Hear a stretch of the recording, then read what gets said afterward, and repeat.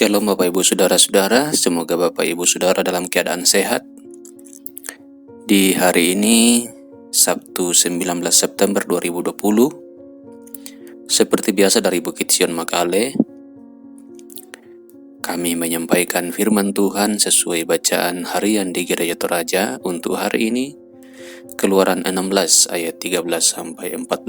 Keluaran 16 ayat 13-14 sampai 24. Sebelum membacanya, mari kita berdoa. Terima kasih Tuhan untuk kasih karunia-Mu, kebaikan-Mu bagi kami. Tak terhitung banyaknya, yang sesungguhnya selalu kami nikmati setiap hari. Kami akan membaca firman Tuhan, Roh Kudus menolong kami semua, sehingga firman ini menjadi kekuatan dan peneguhan bagi kami.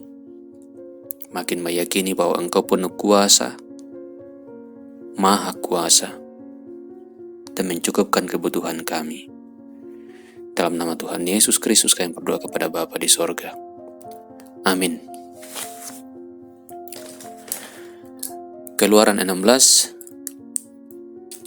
ayat 13-24. Keluaran 16 ayat 13-24. Pada waktu petang datanglah berduyun-duyun burung puyuh yang menutupi perkemahan itu. Dan pada waktu pagi terletaklah embun sekeliling perkemahan itu. Ketika embun itu telah menguap, tampaklah pada permukaan padang gurun sesuatu yang halus, sesuatu seperti sisik, halus seperti embun beku di bumi. Ketika orang Israel melihatnya, berkatalah mereka seorang kepada yang lain, "Apakah ini?" Sebab mereka tidak tahu apa itu. Tetapi Musa berkata kepada mereka, "Inilah roti yang diberikan Tuhan kepadamu menjadi makananmu. Beginilah perintah Tuhan. Pungutlah itu tiap-tiap orang menurut keperluannya. Masing-masing kamu boleh mengambil untuk seisi kemahnya segomer seorang, menurut jumlah jiwa." Demikianlah diperbuat orang Israel. Mereka mengumpulkan, ada yang banyak, ada yang sedikit. Ketika mereka menakarnya dengan gomer, maka orang yang mengumpulkan banyak tidak kelebihan, dan orang yang mengumpulkan sedikit tidak kekurangan. Tiap-tiap orang mengumpulkan menurut keperluannya. Musa berkata kepada mereka, seorang pun tidak boleh meninggalkan daripadanya sampai pagi. Tetapi ada yang tidak mendengarkan Musa dan meninggalkan daripadanya sampai pagi, lalu berulat dan berbau busuk. Maka Musa menjadi marah kepada mereka. Setiap pagi mereka memungutnya, tiap-tiap orang menurut keperluannya. Tetapi ketika matahari panas, cairlah itu. Dan pada hari yang ke-6 mereka memungut roti itu 2 kali lipat banyaknya, 2 gomer untuk tim, dan datanglah semua pemimpin jemaah memberitahukannya kepada Musa. Lalu berkatalah Musa kepada mereka, "Inilah yang dimaksudkan Tuhan. Besok adalah hari perhentian penuh, Sabat yang kudus bagi Tuhan, maka roti yang perlu kamu bakar, bakarlah, dan apa yang perlu kamu masak, masaklah.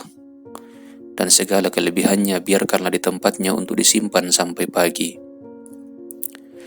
Mereka membiarkannya di tempatnya sampai keesokan harinya seperti yang diperintahkan Musa, lalu tidaklah berbau busuk dan tidak ada ulat di dalamnya.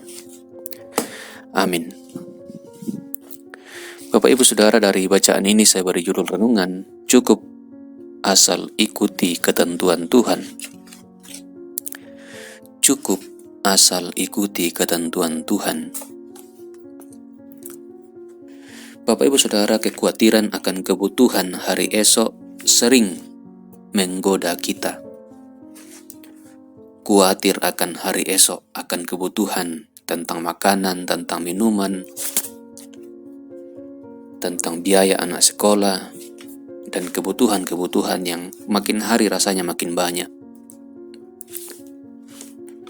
Maka bacaan kita ini menjadi pelajaran untuk kita semua. kisah perjalanan bangsa Israel dari Mesir. Setelah 1 bulan lebih 15 hari, mereka keluar dari Mesir menuju tanah Kanaan. Di padang gurun Sin antara Elim dan Sinai, ketika itu umat Israel mulai mengeluh. Walau dengan mata kepala sendiri mereka sudah melihat mujizat Tuhan yang membelah laut Teberau, di mana mereka bisa berjalan di tanah kering dengan penuh selamat, sementara orang Mesir dengan segala kereta dan kudanya tenggelam dan mati binasa. Baru saja mereka melalui peristiwa itu. Baru saja mereka menyaksikan, merasakan sendiri peristiwa ketika air yang pahit diubah menjadi manis di Marah. Dan juga belum cukup lama mereka menyaksikan 10 tulah tanda keajaiban yang terjadi di Mesir. Tetapi kini di padang gurun Sin, mereka sudah mengeluh. Di ayat 3 dikatakan, mereka mengatakan, kalau kami mati tadinya di tanah Mesir oleh tangan Tuhan, ketika kami duduk menghadapi kuali berisi daging dan makan roti sampai kenyang.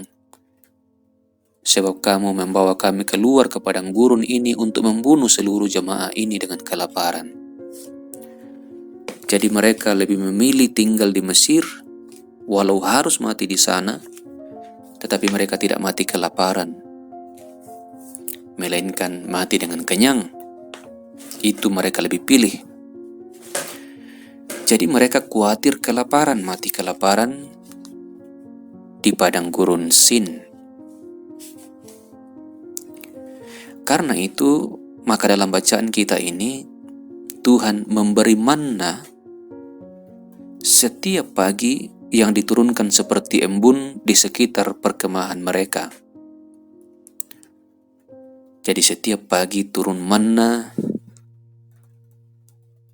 sejenis embun untuk mereka makan sebagai roti.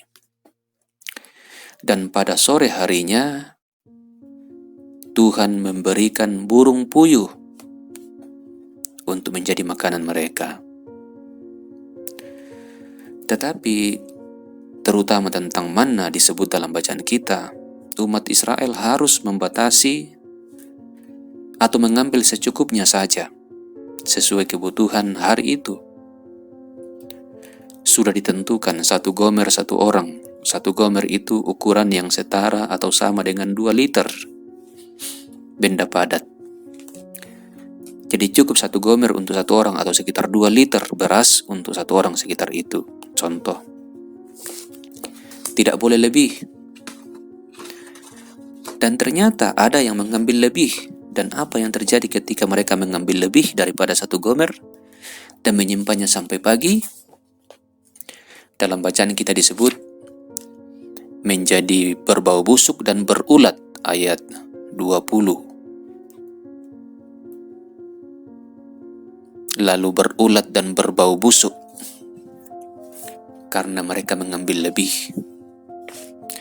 Padahal sudah diperintahkan cukup 1 gomer untuk 1 orang. Kecuali pada hari ke-6,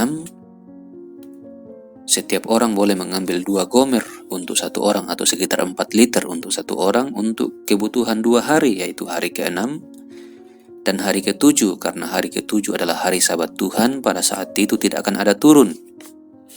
Hari yang dikuduskan oleh Tuhan, hari peristirahatan.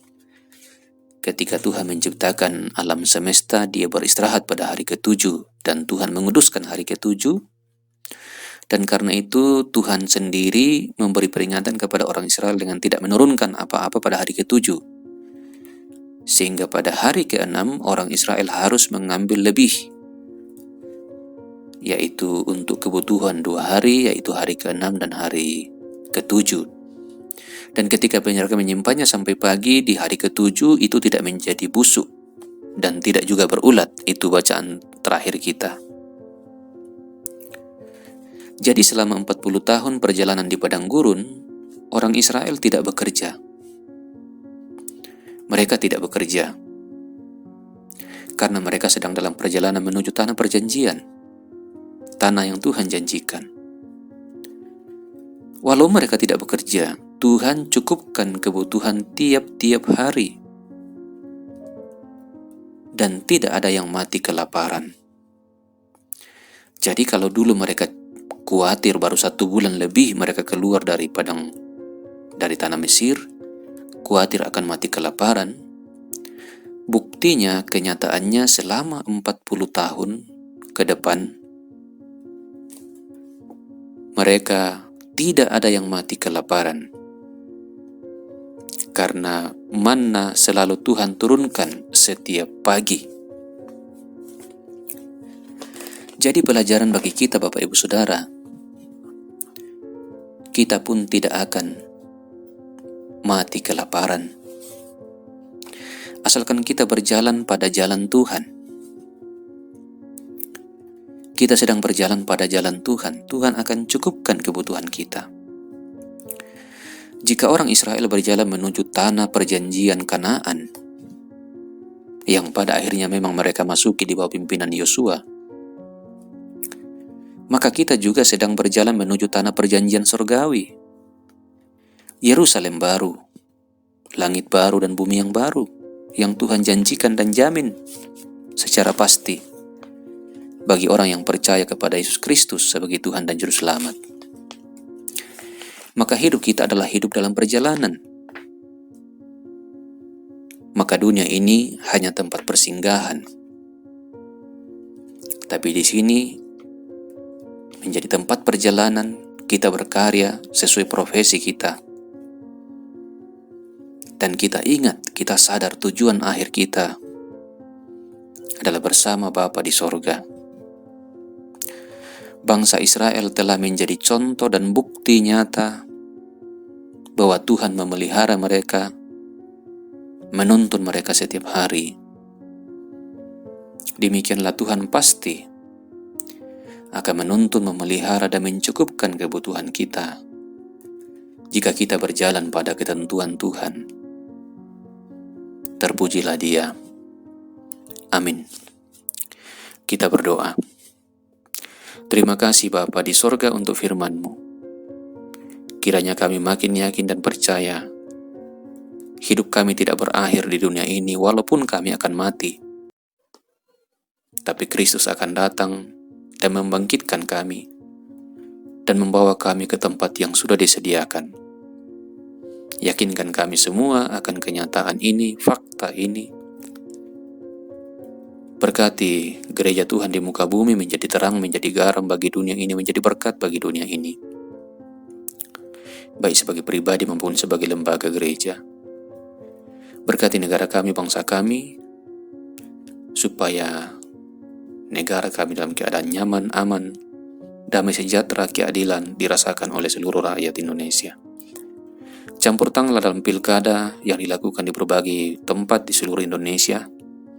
Dan secara khusus di Tanah Toraja dan Toraja Utara kami berdoa Tuhan yang menentukan dan campur tangan dari awal sehingga kehendak Tuhan yang dinyatakan.